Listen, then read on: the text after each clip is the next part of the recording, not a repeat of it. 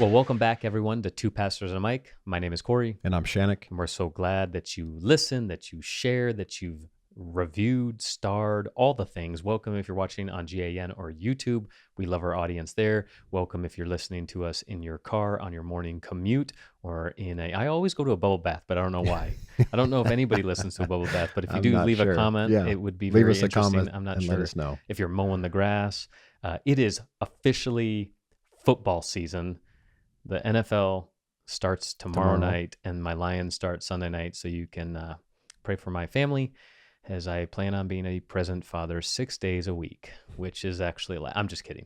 We're talking about a little bit of presents today on the episode. But if you're not aware and you're just joining us, this is your first time. We've been going through Pastor Channock's brand new book, Enough Already, which if you haven't got it, make sure you get it on Amazon, share it, send it to somebody, buy it, do all the amazing things. But it's a great season of life for us, a very full. I'm trying to remove the word busy from my vocabulary because we're all busy. I want to make sure that the things I'm giving my attention to are life-giving. Even some of my obligations, I can still have a mindset of life-giving during those, having a life-giving mentality during those obligations. But our lives are extremely full with kids, all kinds of stuff going on, extracurricular activities. We're right in the heart of it. And we just really thank our audience for continuing to support us. We don't at least continue to do this without you, without the encouragement, without the support. We're on episode 242, which is crazy to think about. I know, right? Anything you want to say before we jump right in? Well, it is September. Last week, you gave a lot of shout outs. I just was thinking I'd like to give one to Larissa from the Netherlands, who I know listens. She actually just acquired a property, started a new ministry that is actually funded from the government, the first ministry that reaches out to 18 to 25-year-olds that's been government funded. And she just closed on her first property to open her doors up, and they're going to ready to start the renovation process. And that is just super exciting. Is that motivated or inspired by ReLife? I don't know, fully inspired by ReLife. She had, I would say, the Holy Spirit inspiring her to do things, but she did come over and spend some time at ReLife and with myself, just seeing the ins and outs of what we do. And I think that gave her a lot of just encouragement and inspiration to push forward into it. And she's now living it, doing it, and just love seeing vision come to reality. Yeah. And I just wanted to give a shout out for that. Hey, I don't know if this is appropriate, but I know you and Lori have been working behind the scenes to create sort of blueprints for what you're doing here in the Louisville metro area. And if you're a ministry leader, or if you have finances, or if you are somebody that wants to impact your city because you see a need that is not being currently met and you want to maybe do that, would you reach out? I just threw you under the bus. That's fine. You can reach out, Channock at hillcity.tv. Hey, yo, he loves it. Hey, we're talking about chapters 4 and 5 today. Mm-hmm. These are chapters that we actually both learned in counseling, group therapy stuff, at least the imposter syndrome. What's the first one? Destination addiction. We actually did a sermon series. I can't even maybe remember. Did I write? Oh, I did. At the start of 2023 at Hill City, called Destination Addiction. We actually mentioned destination addiction in episodes 38 and 89. We also, the imposter syndrome chapter was, you did that. I think, did you do it in TLP or did you do it in something else? Yeah, through TLP. TLP. Well, we were talking about it behind the scenes and so inspired by the verbiage of imposter syndrome that we actually did an episode called An Imposter Among Us. I remember it. Episode, do you know what episode it was? No idea. I would say it would probably be around, I'm going to say early. So I'm going to say like 82. 13. Oh, okay. Well, I knew it was early. That's very real early. Like the first 2-3 Which months. I love that you said that, because what it tells our audience. So this podcast is almost a full 5 years at the end of this year. And we have to go back over 4 years, 4.5 years almost, to get to when we talked about imposter syndrome. But that just shows you from then until June 25th, 2025, when my book was released, like these are things that we've processed and still processing and talking through. And so it eventually made it into the book because it's just such a huge area that I think a lot of people deal with, struggle with. And I know for me, it's a huge thing that this awareness piece. Matter of fact, it was right after the first year of TLP, and I was debating whether to go back or not. I felt like I did learn a few things, but didn't really give it everything because I was still kind of confused. Like, what is this? And it's group therapy. And I don't know if I like this. And should I go back? Well, I ended up coming across, I think it's that little book that Cody Tevis shared with us called Steal Like an Artist. Mm-hmm. And I was reading through it. It's a little short book. Great You could book. probably get through it in 30 minutes.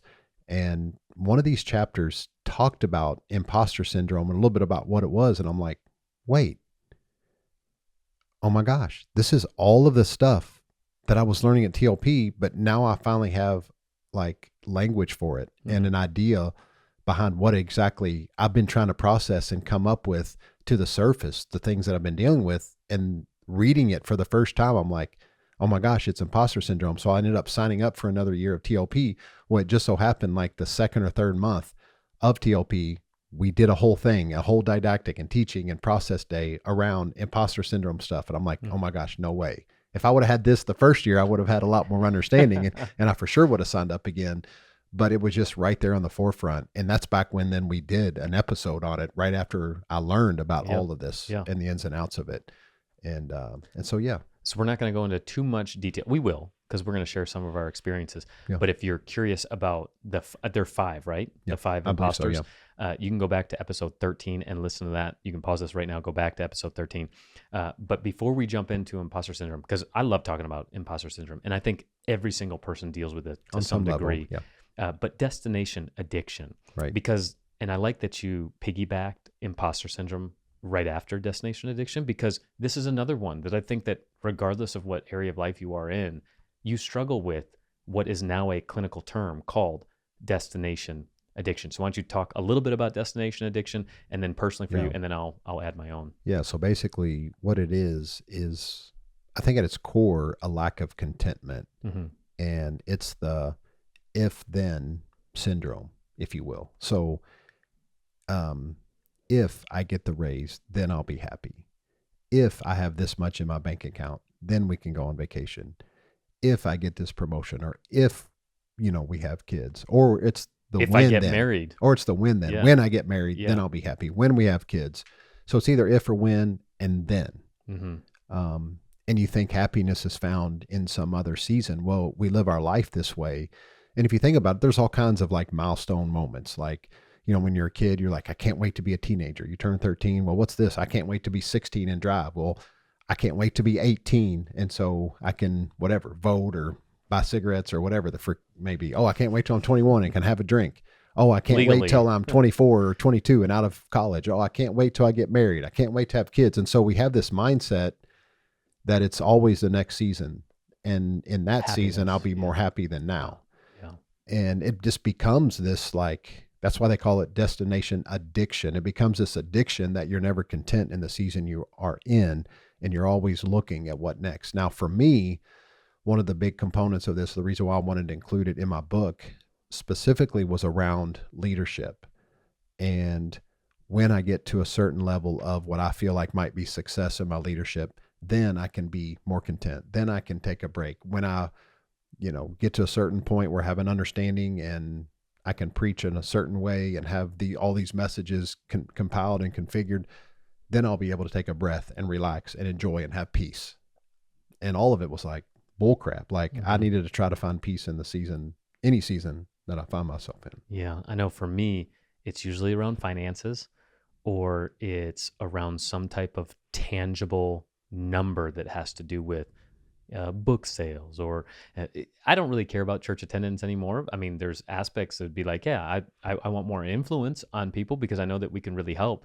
But I know for many of us, we have a lot of ministry leaders that probably are addicted around this. Well, when we get to 250 people or 500 or 1,000, once we get that 1,000, then you're considered a mega church in American culture, or whatever it is that your dreams are. Hey, once I get my retirement, fully funded, or for me, this is so embarrassing to admit, but I fantasize about winning the lottery all the time. I think everybody does. But but I've gone into extremes and what they're going to do when they're writing down where they're going to spend it, what they're going to do, and how they're going to help, and all of it. I've never bought a lottery ticket in my life. Just it's funny. I know that's why it's even more funny.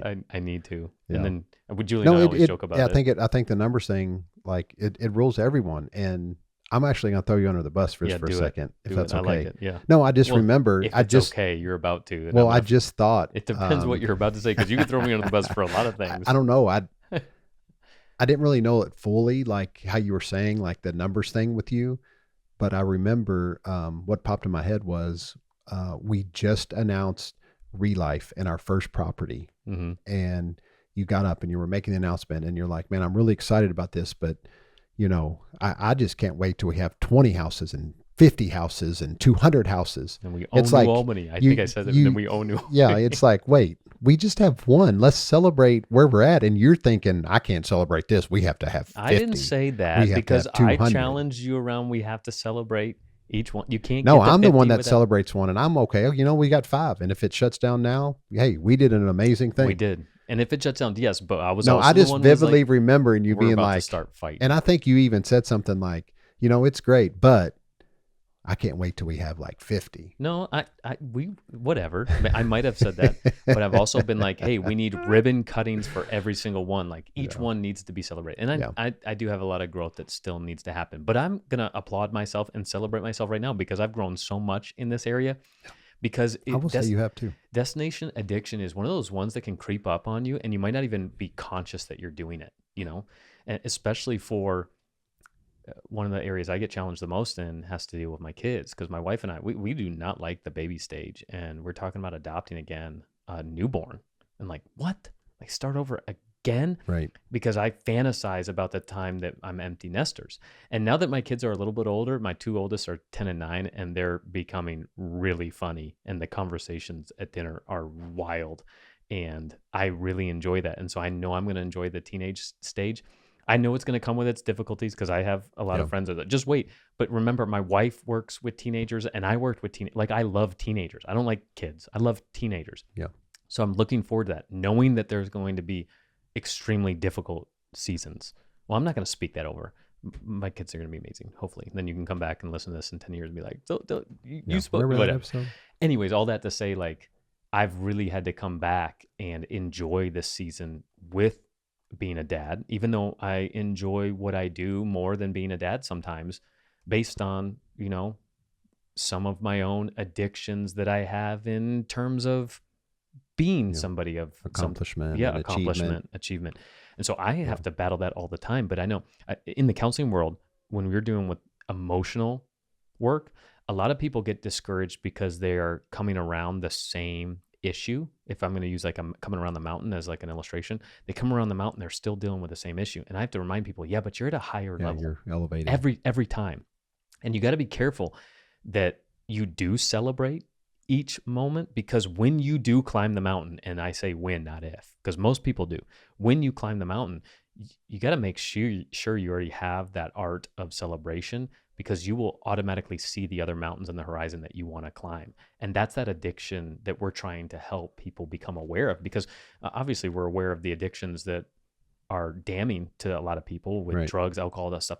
But this is one of those addictions that we oftentimes overlook and like, oh yeah, that's a good addiction to have. Is it a good addiction? Like, is it serving you well? If we go back to last week's episode and the chapter right before this, and that's why I put it specifically right here in between I got robbed and an imposter among us, because if we go back, it is something that really robs our joy. And to think that I can't find it until I get to a certain point or certain place. And so then you just, when, like you said, like we also don't take the time to celebrate, like to pause and be like, man, that I actually accomplished a lot, or we achieved a lot, or this is an incredible milestone. Let's actually take some time to appreciate that and to celebrate that. But I still have such a hard time doing that as a leader. It's always, well, what's next? We can always do. But you've done so much better with that. So much better. Is that you've done great with that. And again, this is not something that we're like, you got to kill the addiction overnight. Like, just becoming more aware of it and bringing more celebration in your daily life is super helpful. I know, like, there's people that won't celebrate their wedding anniversary until they hit like major milestones, like 5, 10, 20 years. And it's like, you can do fun things every single year. You're not guaranteed next year, right? So what are you waiting for?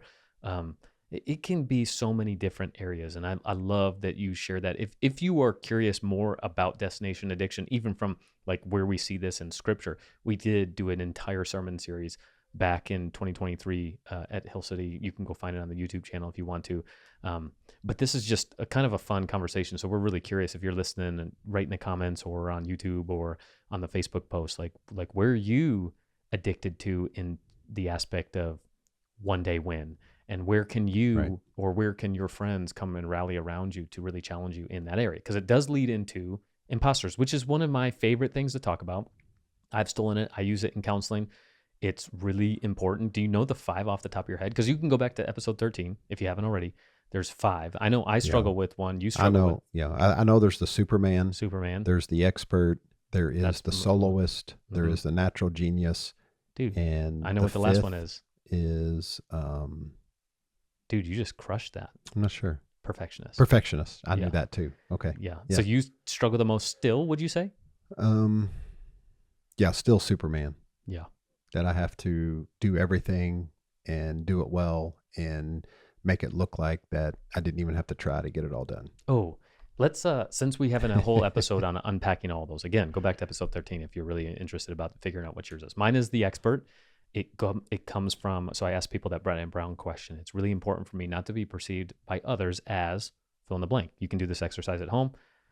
For me, it was like unintelligent. That's how I would answer that. And sometimes I am overcompensating in my study to prove my worth, which goes back to a core childhood wound. I've already unpacked a lot of that in counseling. We would really encourage you to do that. But yeah, for me, it is the expert and wanting to know and sometimes even finding my identity in what I know rather than who I am, which is an issue. Yeah. Becoming aware of it, again, was a huge step. You've actually helped me overcome a lot of that in different areas. I've seen you overcome the Superman area in a lot of issues, but I'm using that word overcome like what's it called, rubbery or like flexible. Yeah. If that's even Loosely. I just made up loosely. There's Hold the word. on loosely. Because I would love for you to speak on. You've known about imposter syndrome for probably 5 years now. We've talked through it thoroughly. You're aware of the one you struggle with. You have come a long ways in dealing with it, but it's still one of those things, like you just said, that you still struggle with. So again, Yeah. the goal isn't like overcoming 100%, but why don't you speak a little bit to that in your growth, but what you still struggle within that? All right. So I Be a can't little give vulnerable. away what actually has helped me the most in overcoming, because that is chapter 6 next week. Oh, it is? It What's is. chapter 6 called? It's accepting negative realities, integration, the power of integration, Yeah. and that helped me overcome imposter My syndrome. least favorite, more than anything. favorite chapter. We'll Yeah, talk about that. because you're the expert, and again, I because you know, can't be right? perceived as weak in any area, but that's what needs to help you the most. Look at that. And it's Look what at helped how- me the most. I'm just so glad that people get to sometimes even experience how jacked up we still are. Yeah, no, it's all good. We are. But what was the question again? I don't know. I forgot it. I can't answer it fully. That's right, because of next week's episode, and I don't want to take away from that, because answer what question? I forgot what I asked. we'll spend quite a bit of time on that. But just unpacking Superman and how yeah. still process with that, and how I like overcome that and different things. But I think for me, especially in my leadership capacity and the role I have as lead pastor, I think a lot of times what I have to remind you guys in my team, that just because I can handle something and it looks like I can handle it well, and it looks like I can handle a whole lot, it doesn't mean that it's not hard. And I wanted to say that because that actually took a lot for me to actually tell the team that. Because I do take on a lot, and I think sometimes I just get taken for granted of how much I'm able to accomplish for everyone else. Because you do make it Because look of that easy. Superman imposter, but I've done it for so long and I've lived it for so long, I make it appear to be easy to handle dozen issues, big issues, quick decisions, all the other stuff. And on top of helping out the team and pastor the team and you all and carry some of that weight. And I do have to remind you all, hey, I can do this, but it's hard. Or I've been able to even more frequently say, I just don't know if I have like the margin. You've said no or well. capacity to add that to my plate.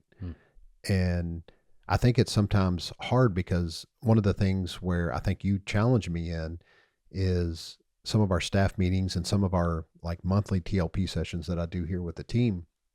Like one of the things that I always want to convey and communicate is I feel like right now I'm handling two roles as lead pastor and as leading this new nonprofit Relife. And I'm not going to be in the office as much. I don't know if I can handle as much. I'm not going to have as much capacity. And you even challenge me like, hey, why do you feel like you always have to tell us that? We know what you're taking on. But at the same time, I know that and understand that. I don't know, you all have my back.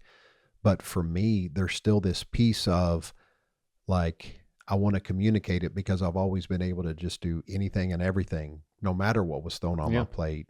And because things are changing, I don't want there to be any frustration, or really it's me. I don't want to necessarily look bad to you all that I really don't have margin to add that to my plate at this time, so that I'm not the Superman you all think me to be. And look at all the shame coming out. I love this because we know the truth. We know you're no, that's not shame coming out. That's just like actual process coming out. Yeah, the process, but the shame is the core from last week. From the core of it, the shame coming up. And we all know as a staff that you're actually sipping pina coladas at your pool all day when you're not in the office. So man, I know. We're well aware that you have way too much relaxation time. I was just telling somebody the other day, I've had my pool open since like May 1st, and I've been in that pool around that pool less than, I can't even count fully on one hand. I've been less than 5 times. And it's been more of a headache for you this year than any other year. You had a leak, pool leak, and all that. I have no time.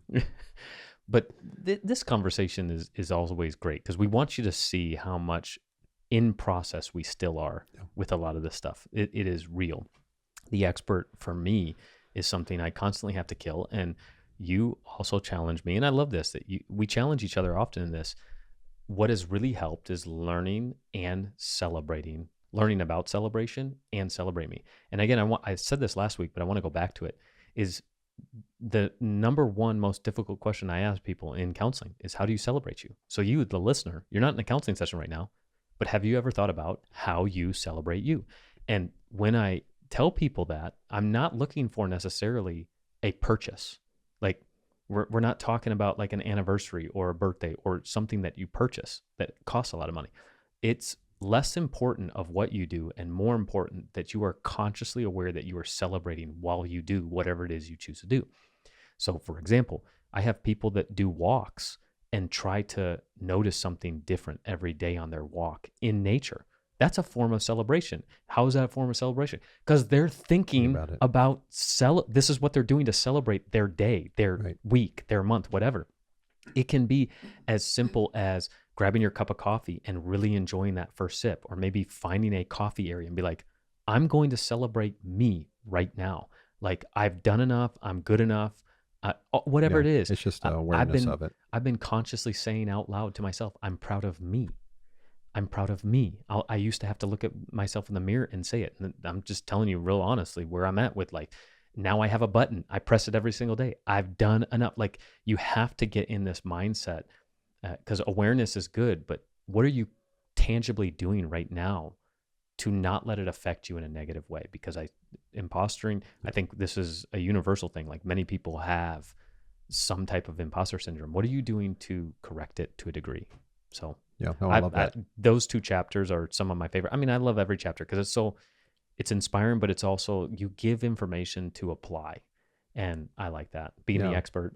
And I think processing out both chapters really, it boils down to this, that I've come to settle on, this is me and I just need to be. And I know that rhymes and that's just some clever thing, but it's really true. Like for the imposter syndrome, this is me with my weaknesses. That's integration. No, I know. We're going to talk about that next week. With my weaknesses, I have strengths. I have good parts of me, bad parts of me, but all of them make up me and who I am. And we're going to talk about that next week. A little plug for next week. Make sure you come back. It's actually one of the things that changed my life more than anything. Like it. Just so you know.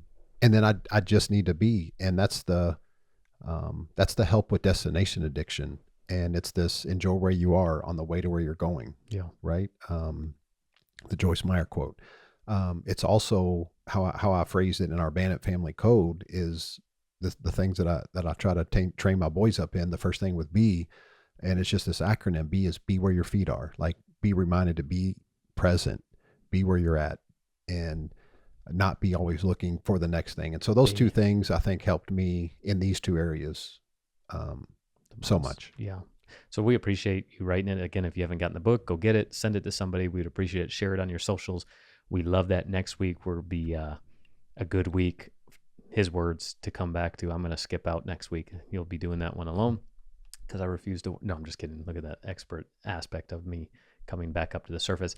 If you get your joy from what 18 to 22-year-olds do on a football field, Godspeed to you this week. Because I know there's a lot of college football, pro football games. And that was a hypocritical statement because that what you just heard in a challenge was actually to me. The fact that I allow teenagers to affect my mood on a weekend is ridiculous. So anyways, we just want you to know, as always, that you are loved and there's nothing you can do about it.